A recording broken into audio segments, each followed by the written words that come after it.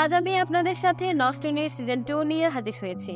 নষ্টনীয় season 2 গল্পে আপনাদেরকে এক নতুন ঘটনার সঙ্গে পরিচয় করিয়ে দিবে। সব মিলিয়ে নষ্টনীয় সিজন 2 দর্শকদের গভীর মনোযোগ আকৃষ্ট করেছে। নষ্টনীয় সিজন 1 দেখে আপনারা খুব বেশি আমার কাছে রিকোয়েস্ট করেছিলেন যখনই নষ্টনীয় সিজন 2 আসবে তখনই যেন আমি এটা এক্সপ্লেইন করি, যার প্রেক্ষিতে আবারও হাজির হলাম। যারা এখনো নষ্টনীয় সিজন 1 দেখেননি তারা আগে পিন পোস্টে কমেন্টে লিংক করা থাকবে, প্রথম সিজন দেখে নেবেন, তাহলে আশা করি গল্পটা আরো আপনারা ভালোভাবে বুঝতে পারবেন। আমি গল্পের ফ্লো ঠিক রাখার জন্য নষ্টনীয় সিজন 1 এর আংশিক কিছু আপনাদের জন্য বলে দিচ্ছি। একটা আদর্শবান দম্পতি যারা ভালোবেসে বিয়ে করেছে, তাদের 7 বছরের সংসার, তারা একে অপরকে অনেক ভালোবাসে। তাদের এই দাম্পত্য জীবনে 5 বছরের একটি মেয়েও আছে, কিন্তু সেই স্বামী তার স্ত্রীকে ধোঁকা দিয়ে তার কলেজের ছাত্রীর সঙ্গে পরকীয়া প্রেম চালিয়েছে। এমনকি সেই ছাত্রীটি প্রেগনেন্টও হয়েছে। এমনটা যখন তার ভালোবাসার স্ত্রী জানতে পারে তখন তার পুরো পৃথিবী ভাঙচুর হয়ে যাওয়ার মতো অবস্থা। তবুও সে তার মনকে অনেক শক্ত করে সিদ্ধান্ত নেয় সে তার স্বামী ঋষভের বিরুদ্ধে শাস্তির ব্যবস্থা করবে। কিন্তু সেদিন সে জানতে পারে যে আবারও প্রেগনেন্ট। সে এখন কি করবে? সে কি ঋষভের বিরুদ্ধে কি আইনি মামলা চালাবে, নাকি সে নবাগত সন্তানের মুখের দিকে তাকিয়ে সব অন্যায় মেনে নিবে? এমন কিছু রহস্যের মধ্যে শেষ হয়েছিল নষ্টনীলের প্রথম সিজন, আর এখান থেকেই নষ্টনীলের দ্বিতীয় সিজনের কাহিনী। অপু যখন বাথরুমে দাঁড়িয়ে গোসল করতে করতে এসব কথা চিন্তা করছিল তখন বাথরুমের বাইরে থেকে ঋষভ তাকে চিৎকার করে ডাকতে থাকে আর বলে, তুমি আমাকে কোনো কিছু না বলে কেন আমার কলেজে গিয়েছিলে? তুমি কেন আবার ক্ষতি করতে যাচ্ছ? তখন অপু তাড়াহুড়ো করে জামা কাপড় পরে বাইরে বেরিয়ে আসে। মূলত অপু যে ঋষভের কলেজে গিয়ে তার বিরুদ্ধে সাসপেনশন জানিয়ে স্বাক্ষর করে এসেছে সেটা ঋষভ জানতে পেরে গেছে, তাই সে এত উত্তেজিত হয়ে অপুর সঙ্গে চেঁচামেচি করছে। এরপর অপু বাইরে বেরিয়ে এসে ঋষভের সাথে কোনো কথা বলে না। তখন ঋষভ পেছন পেছন এসে অপুর কাছে জানতে চায়, তুমি আমাকে না বলে কেন কলেজে গিয়েছিলে? তখন অপু বলে, আমি শুধু কলেজেই যাইনি, গধূলির বাড়িতেই গিয়েছিলাম। যা শুনে ঋষভ পুরোপুরি চুপ হয়ে যায় আর অপু তার সাথে বাকি কথা কোর্টে বলতে চায়। অপু এমন ভয়ানক রূপ দেখে ঋষভ কিছুটা ভয় পেয়ে যায় আর তাকে ডাকতে থাকে, কিন্তু অপু সেখান থেকে চলে যায়, তার ডাকের আর কোনো সাড়া দেয় না। এরপর ঋষভের মা ঋষভকে শান্ত করে বলে, যদি তুই সত্যিই কিছু না করে থাকিস তাহলে অপুর একটা স্বাক্ষরে তোর কিছু হবে না, তুই এত ভয় পাস না, এত টেনশন করিস না তো। আর আমার তো ভাবতেই অবাক লাগছে অপুর কিভাবে এত সাহস হলো যে সে তোর বিরুদ্ধে গিয়ে স্বাক্ষর করলো। ঠিক তখনই অপু ঘরে ঢোকে আর নিজের জামা কাপড় গোছগাছ করতে শুরু করে। তখন অপুর শাশুড়ি মা বলে, তোমরা ব্যক্তিগত ভাবে একটু কথা বলে নাও। এটা শুনে অপু বলে, আমাদের মধ্যে ব্যক্তিগত আর কিছুই নেই, সবকিছুই হাটে বাজারে ছড়িয়ে গেছে। এদিকে অপুর বেস্ট ফ্রেন্ড নিমু তার বয়ফ্রেন্ড শাম্মুকে বলে, কিভাবে কি হয়ে গেল তাই না? একটা আইডল কাপল কিভাবে আমাদের চোখের সামনে নষ্ট হয়ে গেছে। একথা শুনে শাম্মু বলে, আইডল কাপল বলে কিছুই নেই, যাদেরকে দেখে বেশি পারফেক্ট মনে হয় তাদের সম্পর্কের ভেতরই বেশি ঘাবলা থাকে। অন্যদিকে অপু সবকিছু গোছগাছ করে তার মেয়ে মিঠির রুমে আসে। আজ অপু তার মেয়ে মিঠির সঙ্গে ঘুমাবে। সে মিঠিকে বলে কাল সকাল হতেই তারা এখান থেকে চলে যাবে। মিঠি তখন বুঝে উঠতে পারে না তার মা আসলে কোথায় যাওয়ার কথা বলছে। তবে ছোট্ট মেয়ে মিঠির চোখে অনেক প্রশ্ন, যেগুলোর উত্তর সে খুঁজছে। একটা সন্তানের চোখে বাবা মার বিচ্ছেদ যা কতটুকু বেদনাদায়ক সেটা আমরা মিঠির চোখের দিকে তাকালেই বুঝতে পারি। মিঠিকে ঘুম পড়িয়ে অপু নিমুকে ফোন করে। অপু তখন অনেক কান্না করতে থাকে, কারণ এতদিনের সাজানো গোছানো সংসার যে এইভাবে ধূলিসাৎ হয়ে যাবে অপু সেটা কিছুতেই মেনে নিতে পারছিল না। নিমু তখন অপুকে অনেক সান্ত্বনা দেয় এবং তার মনে অনেক সাহস জোগাতে বলে। সকাল হলেই অপু রেডি হয়ে যায় এবং নিজের রুমটা শেষবারের মতো দেখতে আসে, কিন্তু অপু রুমে ঢুকে সেখানকার পরিস্থিতি দেখে চিৎকার করে ওঠে, কারণ অপু দেখতে পায় ঋষভ অনেকগুলো ঘুমের বড়ি খেয়ে মেঝেতে এইভাবে পড়ে আছে। অপু তখন বুঝতে পারে ঋষভ আত্মহত্যা করার চেষ্টা করেছে। এরপর সবাই মিলে তড়িঘড়ি করে ঋষভকে হসপিটালে নিয়ে যায়। ঋষভকে হসপিটালে অ্যাডমিট করা হলে সেখানে আমরা ঋষভের কলিগ প্রশান্তকে দেখতে পাই। সে এসব কিছু নজরবন্দি করছে। ঋষভের এই অবস্থায় অপু খুবই ভেঙে পড়ে। তখন হসপিটালে নিমু আসে এবং অপুকে সান্ত্বনা দেয়, কিন্তু ঋষভের মা এবং ঋষভের ছোট ভাই রিতম ঋষভের এই অবস্থার জন্য অপুকেই দায়ী করে। এদিকে প্রশান্ত কলেজের স্টাফ রুমের সমস্ত কলিগদের সাথে কথা বলে এবং ঋষভের সাসপেনশনটা যাতে আটকে দেওয়া যায় সেটা নিয়েই সকলকে কনভিন্স করার চেষ্টা করে। এদিকে ডক্টর জানায় ঋষভের অবস্থা খুবই ক্রিটিক্যাল, তবে তারা সাধ্যমতো চেষ্টা করছে। ঋষভের এমন অবস্থা দেখে অপু ভিতর থেকে খুবই ভেঙে পড়ে। অন্যদিকে আমরা এক অজ্ঞাত লোককে দেখতে পাই যে পেপারে ঋষভের এই ঘটনাগুলো খুব মনোযোগ দিয়ে পড়ছে এবং সে খুব রাগ করে একটা গ্লাস ভেঙে ফেলে। সেই সাথে ঋষভের একটা ছবি ছিঁড়ে নিচে ছুঁড়ে ফেলে দেয়। পরের দিন সকালবেলায় ঋষভকে দেখতে যাওয়ার জন্য অপু রেডি হচ্ছিল। ঠিক তখনই তার মোবাইলে আননোন নাম্বার থেকে একটি কল আসে আর তাকে জানানো হয় তার মেয়ে মিঠি স্কুলে পড়ে গিয়ে কপাল ফেটে গেছে। অপু তখন খুবই ভয় পেয়ে যায় আর সে খুবই তাড়াতাড়ি করে মেয়েকে আনতে স্কুলের দিকে চলে যায়। এদিকে আমরা দেখতে পারি ঋষভের কলিগরা সবাই আলোচনা করছে তারা তারা ঋষভকে দেখতে যাবে। তখন সেখানে একটা মেয়ে আসে যার নাম হচ্ছে সুরমা। সে এই কলেজের অফিস সহকারী হিসেবে নতুন জয়েন করেছে। আজ যেহেতু ঋষভের কলিগরা তাকে দেখতে যাবে, তাই সুরমাকে দিয়ে দোকান থেকে একগুচ্ছ ফুলের তোড়া আনানো হয়। আর এই শহরে যেহেতু সুরমা নতুন এসেছে, তাই তার থাকার জন্য নতুন একটা বাসা খুঁজতে হবে। আর তাছাড়া তার মাকে একটু ডাক্তারও দেখাতে হবে, এজন্য সে ঋষভকে দেখতে যেতে পারবে না। অন্যদিকে অপু স্কুলে গিয়ে সিকিউরিটি গার্ডের কাছে মিঠির অবস্থা জানতে চায়। ঠিক তখনই সেখানে নিমু চলে আসে, আর তখন অপু নিমুকে সবকিছু খুলে বলে। এদিকে ঋষভের সব কলিগরা ঋষভকে দেখতে যায়, আর তখন পৃথা গ্ল্যাডিওলা ফুলগুলো রুমের পাশে সাজিয়ে রাখে। আর এরপর হঠাৎ করে ঋষভের খুব হাঁচি উঠতে শুরু করে। সবাই মনে করে ঋষভের হাতে ঠান্ডা লেগেছে, কিন্তু সাথে সাথেই ঋষভের শ্বাসকষ্ট শুরু হয়ে যায়। এদিকে মিঠি আসলে দেখা যায় মিঠি একদমই সুস্থ, তার কিচ্ছু হয়নি। তার ক্লাস টিচার তখন জানায় তার স্কুল থেকে অপুকে কোনো ফোন দেওয়া হয়নি। অপু তখন এটা শুনে খুবই অবাক হয়ে যায়, আর তার ফোন কল আসে সেই নাম্বারটি টিচারকে দেখায়। টিচার এই নাম্বারটি ভালোভাবে দেখে জানায় এই নাম্বারটি তাদের স্কুলে কারণ না।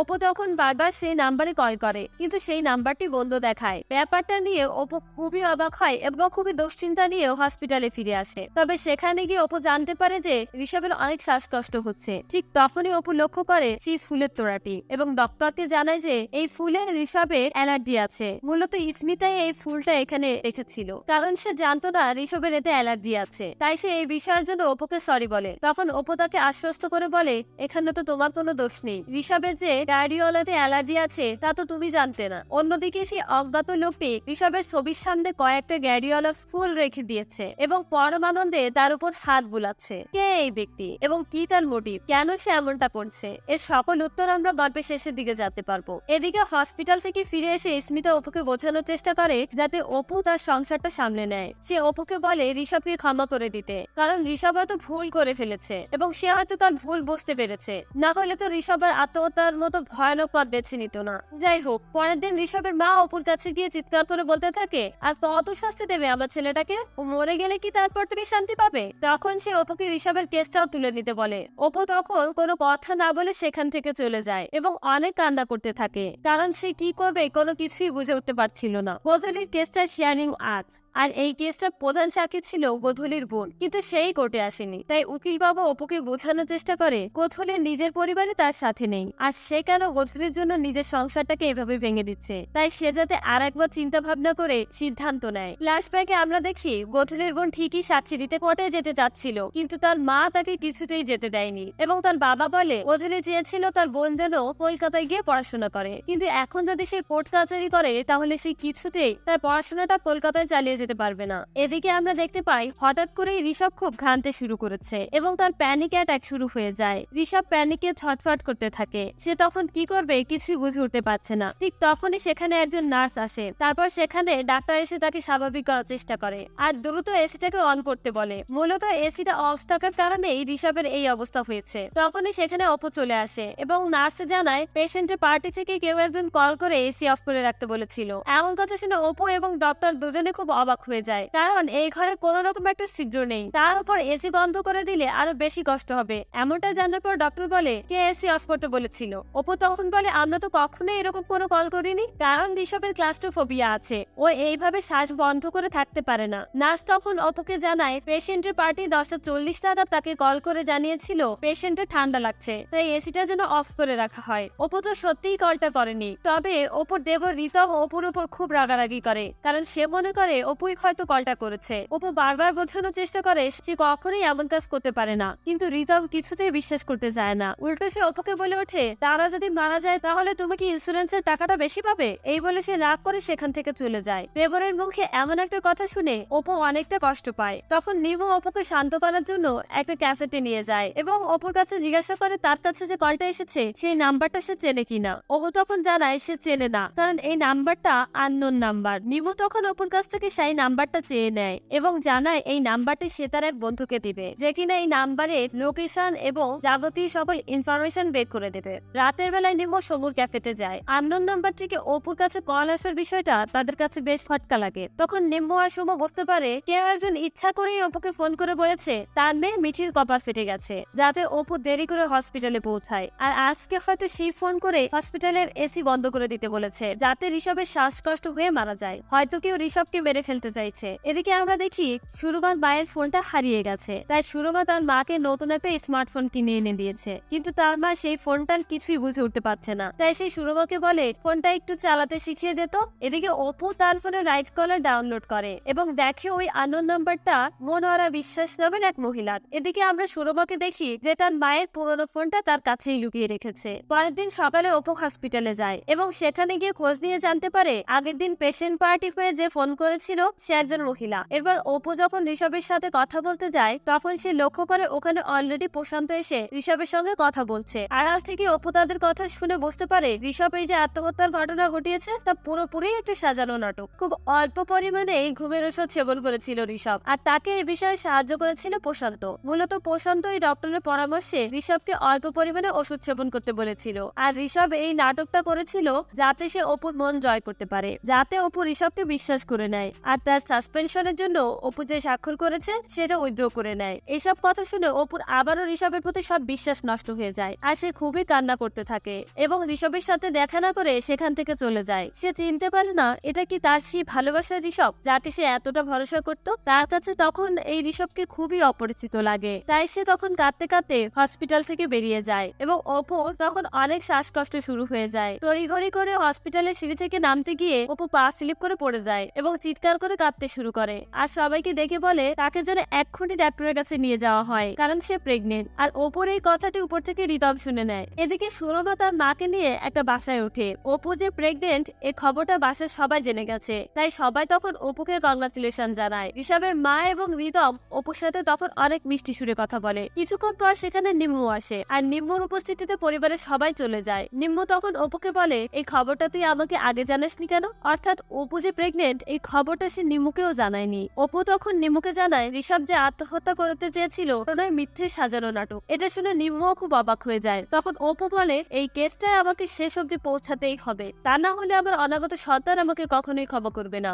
আমি গোধূলিকে আর গোধূলির সন্তানকে চলে যেতে দিয়েছি শুধুমাত্র ঋষভকে আঁকড়ে ধরে, সত্যিটাকে মিথ্যে ভেবে। এর প্রায়শ্চিত্ত আমাকে করতেই হবে। এদিকে নতুন বাসায় উঠে সুরমার মা অনেক খুশি, তবে সে সুরমাকে নিয়ে অনেক চিন্তিত। মূলত সুরমার বাবা ঋষভের কলেজের অফিস সহকারী হিসেবে চাকরি করত, কিন্তু সে মারা যাওয়ার পর সুরমা তার বাবার পরিবর্তে অফিস সহকারী হিসেবে জয়েন করেছে। আর এখন সুরমার মা চায় সুরমা খুব ভালো একটা চাকরি করুক, তাই সে সুরমাকে প্রস্তুতি নিতে বলে। তখন সুরমা জানায় সে সবকিছুর প্রস্তুতি নিচ্ছে। পরের দিন সকালে অপু সহ তার পুরো পরিবার ঋষভকে হসপিটাল থেকে বাড়িতে নিয়ে আসে। তখন অপু খেয়াল করে দেখে টেবিলের উপর একটি মিষ্টির প্যাকেট রাখা আছে, তাই সে কাজের মেয়ে রুমিকে জিজ্ঞাসা করে মিষ্টির প্যাকেট গুলো কে দিয়েছে। তখন সে জানায় উল্টো দিকের বাসায় এক নতুন ভাড়াটিয়া এসেছে, পুজো ছিল হয়তো তাই মিষ্টি দিয়ে গেছে। অপু জিজ্ঞাসা করে তাদেরকে জল মিষ্টি দিয়েছো তো? তখন রুমি জানায় জল মিষ্টি নিয়ে এসে দেখি তারা চলে গেছে, তাই আর দিতে পারেনি। ঋষভের মা তখন অপুকে ঋষভকে নিয়ে ঘরে যেতে বলে। এরপর ঋষভ রুমে এসে দেখে বিছানার উপর একটা গিফট রাখা আছে। ঋষভ মনে করে গিফটটা হয়তো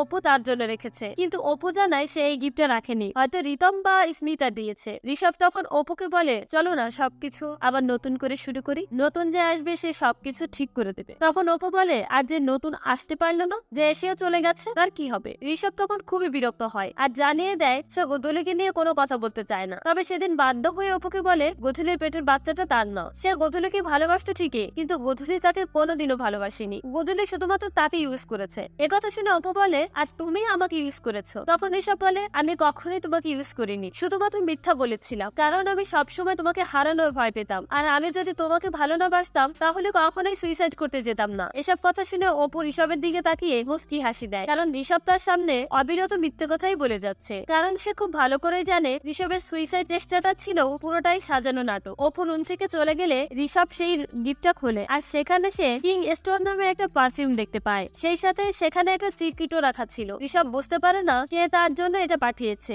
এরপর আমরা সুরমাকে দেখি যে ওয়াশরুমে গিয়ে আয়নার সামনে দাঁড়িয়ে নিজেকে দেখছিল। এদিকে আরো একটা ফ্ল্যাশব্যাক দেখানো হয়। একদিন ঋষভ লাইব্রেরিতে বসে বই পড়ছিল, তখন সুরমা ঋষভের কাছে যায় আর বল আজকে আপনার লেকচারটা আমার অনেক ভালো লেগেছে। এটা শুনে ঋষভ অনেক খুশি হয়। ঋষভ তখন তাকে তার কলেজে ভর্তি হতে বলে। তখন সুরমা বলে সে যদি আবারও পড়াশোনা শুরু করে তাহলে সে অবশ্যই তাকে জানাবে, আর এতে ঋষভ অনেক খুশি হয়। এরপর সুরমা যখন চলে যাচ্ছিল তখন ঋষভ বলে নাইস পারফিউম, কি ব্র্যান্ড ইউজ করো তুমি? তখন সুরমা জানায় কিং স্টোন। তবে এই পারফিউমটা তার বাবা ব্যবহার করত, কিন্তু বাবা মারা যাওয়ার পর সুরমা তার বাবার পারফিউমটা ইউজ করে। ঋষভ তখন সহানুভূতি দেখিয়ে সুরমার মাথায় হাত রাখে আর বলে আবার পড়াশোনা শুরু করো, বাবা খুশি হবে। একথা বলে এসে সুরমার শরীর স্পর্শ করতে থাকে আর সুরমা এগুলো মনে করে বাথরুমে দাঁড়িয়েই রাগ বাড়াতে থাকে। এদিকে অপু সেই মিষ্টির প্যাকেট খুলে দেখে সেখানে একটা চিরকুট রাখা আছে। চিরকুটে লেখা ছিল সত্যি খোঁজার জন্য অভিনন্দন। অপু তখন বুঝতে পারে না এটার রহস্য কি। রাতের বেলায় সুরমা ঋষভকে ফোন করে আর বলে উপহার ভালো লেগেছে স্যার। এ বলেই সুরমা ফোনটা কেটে দেয়। ঋষভ তখন বুঝতে পারে না কে এসব করছে। পরের দিন সকালে সুরমার মা সুরমাকে বিয়ে কথা বললে সুরমা মন খারাপ করে অন্য রুমে চলে যায়। ঋষভ তখন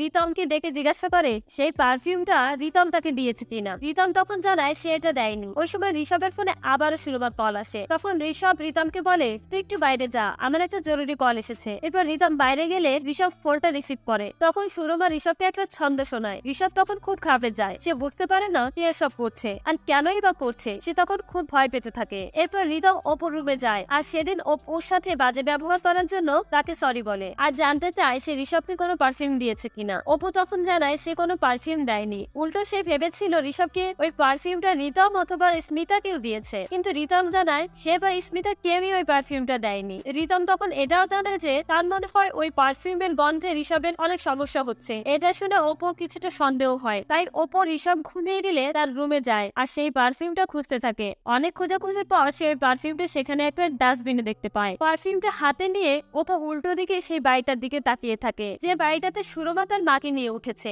অপু তখন সুরমাদের বাড়ির দিকে তাকিয়ে কিছু একটা ভাবতে থাকে। এদিকে রাতে খাবার খাওয়ার সময় সুরমার মা তাকে বলে সে যেন এবার একটা বিয়ে করে দেয়। তার জন্য তার মায়ের অনেক দুশ্চিন্তা হয়। তখন আমরা তাদের কথার মধ্যে বুঝতে পারি সুরমার একটা ছেলের সঙ্গে বিয়ে ঠিক হয়েছিল, কিন্তু কোনো একটা কারণে সুরমার হবু বর সুরমাদের বাসায় এসে সুরমাকে অকথ্য ভাষায় গালিগালাজ করে বিয়েটা ভেঙে দিয়ে চলে যায়। এরপর সুরমা দৌড়ে তার রুমে চলে আসে আর দরজাটা বন্ধ করে দেয়। তারপর সে বারবার কাউকে কল করতে থাকে, কিন্তু ফোনটা তখন বন্ধ পায়। উপাস থেকে সে কলটা রিসিভ করে না। এতে সুরমা অনেক কষ্ট পায় আর কান্না করতে থাকে। কিন্তু কি কারণে সুরমার হবু বর তার বিয়েটা ভেঙে দিয়েছিল সেই কারণটা সুরমার মা এখনো জানতে পারেনি, তবে আমরা কিছুক্ষণ পরেই জানতে পারবো। এরপর সুরমার মা সুরমাকে সবকিছু ভুলে গিয়ে নতুন করে জীবন সাজাতে বলে। এদিকে অপু নিমুকে ফোন করে তার মিষ্টির বক্সের ভেতরে চিরকুট পাওয়ার কথাটা জানায়। সেই সাথে এটাও জানায় ঋষভের ঘরে যে পারফিউমটা পাওয়া গেছে সেটা রিতম বা স্মিতা কেউই দেয়নি। আর তাছাড়া ঋষভের তো কোনো পারফিউমে অ্যালার্জি নেই, তাহলে হঠাৎ পার্টিকুলার এই পারফিউমের গন্ধে প্যানিক করবে কেন। অপু তখন নিমুকে জানায় এক একটা গন্ধে এক একটা স্মৃতি থাকে। নিমু তখন বুঝতে পারে যে এই পারফিউমটার গন্ধ ঋষভের কোন একটা স্মৃতিকে মনে করিয়ে দিচ্ছে। এরপর অপু সকালবেলায় সুরমাদের বাসায় যায়। সুরমা তখন অপুকে ঘরের ভেতরে নিয়ে আসে আর তার জন্য চা বানাতে রান্নাঘরে যায়। তখন সুরমা আনমনা হয়ে ঋষভ স্যারের কথা ভাবতে থাকে। এরপর আমাদের ফ্ল্যাশব্যাকে আবারও দেখানো হয় একদিন সুরমা আর ঋষভ খোলা মাঠে একটা চায়ের দোকানে বসে চা খাচ্ছিল। সুরমা তার ঋষভ স্যারের সঙ্গে সবকিছু শেয়ার করতো। দুজনের মধ্যে খুব তাড়াতাড়ি একটা বন্ধুত্বপূর্ণ সম্পর্ক গড়ে ওঠে। ঋষভ জানতে পারে যে সুরমার বিয়ে ঠিক হয়ে গেছে, তাই সে সুরমাকে জিজ্ঞাসা করে তার অ্যারেঞ্জ ম্যারেজে কোনো ভয় করছে নাকি, কারণ সে এত অল্প বয়সে নিজেকে আটকে ফেলছে আর এদিকে এখনো ঋষভের জীবনটাকে উপভোগ করতে ইচ্ছা করে। তখন সুরমা বলে আমার মাথার উপর তো কেউ নেই স্যার, আর আমার জীবনটাও তেমন স্মার্ট না। তখন ঋষভ বলে তুমি তো স্মার্ট, ভেরি স্পেশাল। তারপর ঋষভ তাকে বলে আমাকে একটু জরুরি কাগজ আনতে গেস্ট হাউস যেতে হবে, তাই সে সুরমাকে সাথে নিয়ে যেতে চায়। সুরমা প্রথমে রাজি না হলে ঋষভ যখন চলে যাচ্ছিল তখন সে তার সাথে যেতে রাজি হয়। এরপর সিন বর্তমানে আসে।